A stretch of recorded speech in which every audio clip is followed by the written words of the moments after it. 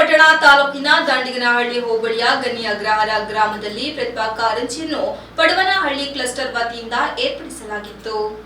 ಈ ಕಾರ್ಯಕ್ರಮವನ್ನು ಶಿಕ್ಷಣ ಇಲಾಖೆಯ ಇಸಿಒ ಶಿವಾನಂದ್ರವರು ಹಾಗೂ ಸಿಆರ್ಪಿ ಸಂಗೀತ ಅವರು ಉದ್ಘಾಟಿಸಿದರು. ವಿನಾಯಕ ಗೆಳೆಯರ ಬಳಗದ ವತಿಯಿಂದ ಗಣಿ ಅಗ್ರಹಾರ ಸರ್ಕಾರಿ ಶಾಲೆಗೆ ಗಡಿಯಾರ, ಚೇರುಗಳನ್ನು ವಿತರಣೆ ಮಾಡಿದರು.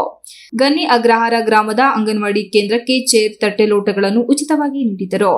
ಪ್ರತಿಭಾ ಕಾರಂಜಿ ಕಾರ್ಯಕ್ರಮಕ್ಕೆ ಶಾಮಿಯಾನ ಹಾಗೂ ಮೈಕ್ ವ್ಯವಸ್ಥೆ ಮತ್ತು ಸರ್ವರಿಗೂ ಊಟದ ವ್ಯವಸ್ಥೆಯನ್ನು ವಿನಾಯಕ ಗೆಳೆಯ ಬಳಗದವರು ಮಾಡಿದ್ದರು.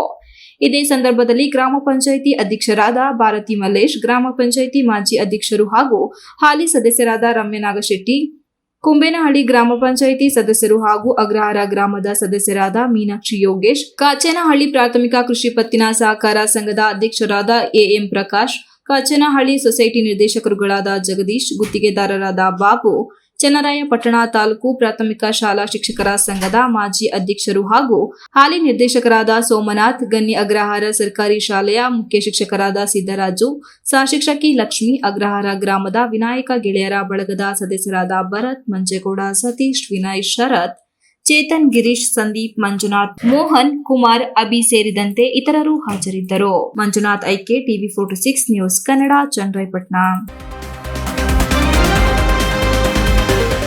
You are watching TV46 News Kannada.